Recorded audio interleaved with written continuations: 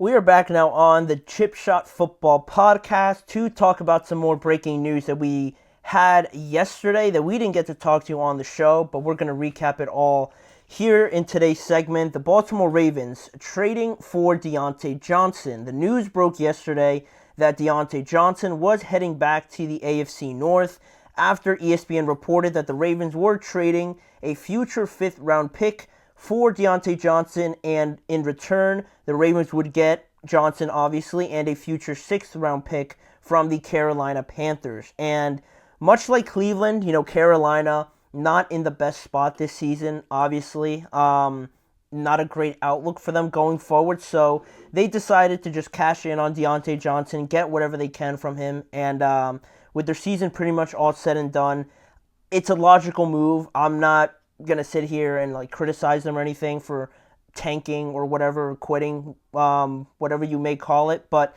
it makes sense. There's no point in trying to keep them around, especially with Carolina. I feel like they're very susceptible to just hitting the reset button again, so you might have a new head coach in there. You don't know what's going to happen with Bryce Young. It really makes no sense to keep around a veteran receiver like this. So I don't hate the move by that standpoint also. And, originally Diontae Johnson was only traded to Carolina just this year when the Steelers traded with the Carolina Panthers for Diontae Jackson, sending Diontae to Pittsburgh. Diontae went to Carolina, and he was part of a plan for this Carolina offense, right, where you look at the excitement around Bryce, you think of a young guy like Xavier Legette there, Adam Thielen, the kind of season that he had last year, and the pieces that they added on the offensive line. You kind of got excited for this team, but still it fell very much short with the play of Bryce Young and just everything not really fitting together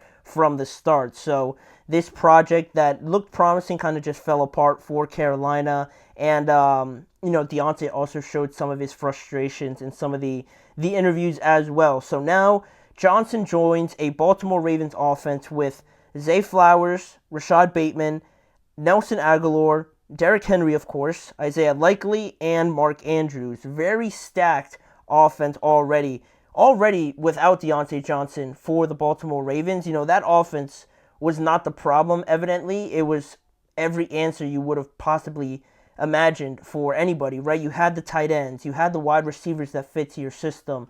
Obviously, you bring in Derrick Henry, which is just overpowered now for this Ravens offense, right? They lead in every category or something like that. They've been right up there with the Lions or the Saints for a couple of weeks. The Packers you could throw in there, I guess, as well for very good offenses. But he joins already a very good offense. So it's not bad, but I feel like I'm just a little uncertain about it, and I'll get to that in just a second. Certainly, like I said, an improvement on offense because Johnson does bring a unique skill set. He's a very good route runner. That's one thing that he does very well. Apart from other things, right? He's a very good, short space, one-on-one beater. If you have just one guy in front of him, he'll route him up, and he can run a lot of different routes, short, intermediate, and stuff like that. He did have some criticism in Pittsburgh for the drops and everything like that. He had the record for not scoring a touchdown all year. I'm pretty sure that was him recently for the Steelers. More so to do with their offense, but it just didn't end too positively there in Pittsburgh. So now he returns to join the Baltimore Ravens, and it's funny when Patrick Queen signed with the Steelers, I thought it was so funny that the Steelers managed to steal away a player from the Ravens, and now seeing this as a Steelers fan, seeing Diontae go to the Ravens, I know he didn't choose to go there. Like Patrick chose to go to Pittsburgh after not signing with the Baltimore Ravens, so it is a little bit different. But for me to see Diontae go there, I kind of got a little bit of I'd imagine what the Ravens felt when Patrick Queen joined the Steelers. But of course, it wasn't his choice. The Carolina Panthers decided where they were going to trade him, so it all kind of falls in line with that. And again, I don't mind the move. It makes sense for Carolina, like I said, and maybe for the Ravens too. Maybe there's something there with Rashad Bateman. He kind of had a pretty bad drop against the Browns where it just hit him right in the chest and he dropped it. I'm assuming the sun got in his eyes, but maybe they're not feeling too sure about Bateman, but some reports say that they do feel pretty strongly about him. So I don't know.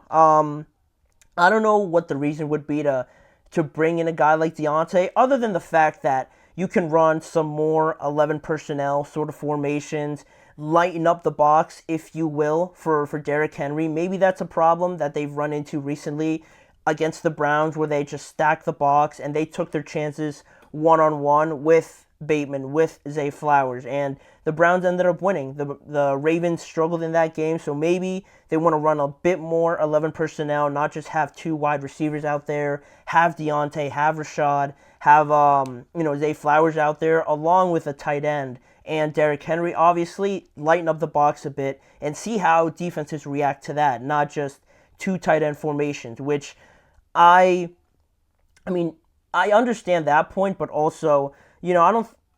Diontae is better than Nelson Aguilar, but still, I feel like you could run 3 set wide receiver formations, or you could run 11 personnel with Nelson Aguilar. Maybe he doesn't strike the same fear, but Nelson Aguilar's been doing all right for them. So again, I felt like it was a little bit unnecessary, but I do understand that adding a good player does make you better. So for my questions about it, it doesn't make them any worse, but still, along that being the case with the Ravens and wanting to run more 11 personnel, I just don't want this to become a fact where the Ravens almost become like too enamored with the pass. If they just go crazy running 11 personnel each and every other play, and they negate the run because of that, they're getting all these open looks, they're spreading defenses out because they're still loading the box up. I don't want them to become too comfortable with that,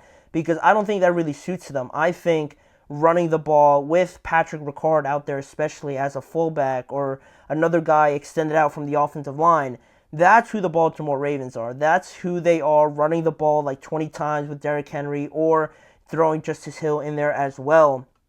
I believe they're getting Keaton Mitchell back also, so that should add to the running game. But I don't want this to become a fact where you just have like 3 or 4 very good receivers, and I don't want them to running like empty backfield formations and things like that. That is definitely not who the Ravens are.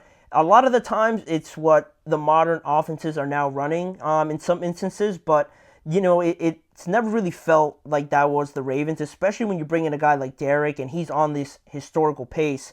The thing that bothers me about it is that this could become a situation where they reserve back to the problems that we pointed out with them last year, right? In the AFC conference game, they just went away from the running game. They were too pass heavy. Lamar tried to make too many plays with his arm rather than running the ball like they had been all season. I don't want that to kind of be the trend now when you bring in Diontae Johnson. Also, not only that, but this offense was not the problem with this team.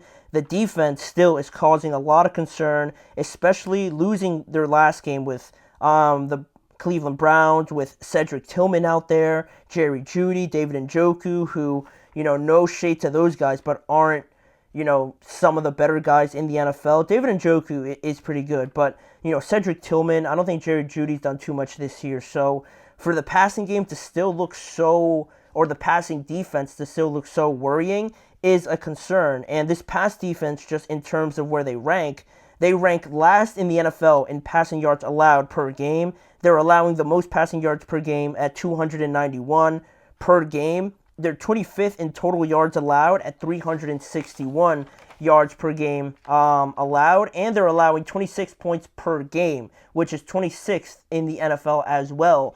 They're, bottom third of the NFL in passing defense. So that to me was so blatantly obvious.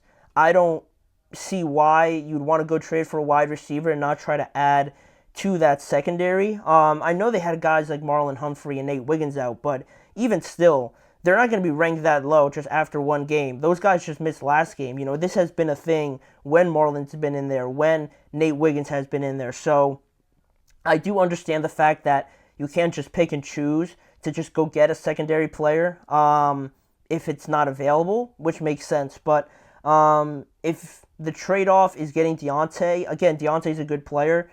Adding a good player is great, but I feel like if they don't add a secondary player or another corner or maybe another safety or something like that, it could be worrying to try and figure this defense out. If you're giving up over 26 points per game, it's not going to hold up in the AFC, the playoffs and things like that, where everything is so tight.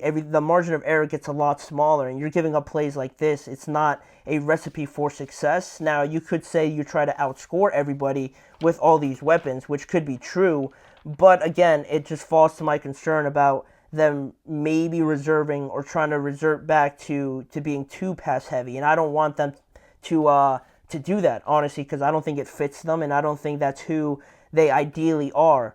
They haven't really run the ball with Derrick Henry too much, especially in this last game, so they need to go back to doing that, need to get him going a little bit earlier. I know teams stack the box, and I know it's not as easy as it sounds, playing, great defenses and all, but, you got to find the way to do it. With Lamar, using him, his running ability, it's what makes this team great, so hopefully, this doesn't become a case or anything like that, but definitely a surprising move, all in all. I didn't expect them to get a wide receiver, much less Diontae Johnson, so we'll see how it all plays out. I believe they play the Denver Broncos, so that's a great defensive team. We'll see how much they're committed to stopping the run and how successful they are trying to stop Zay Flowers, Diontae, Rashad Bateman in one-on-one scenarios. It should be something to certainly watch this upcoming week. But speaking of, the games and things like that, we're going to get to the mid-season awards for the Chip Shot Football podcast. We did one at the beginning of the season, predicting the awards in 2024. Now, halfway through the year, we've updated it a little bit. Some changes, certainly, to a lot of the awards, so we're going to go through it, and I'll provide you guys my picks for the NFL honors after the first half of the NFL season.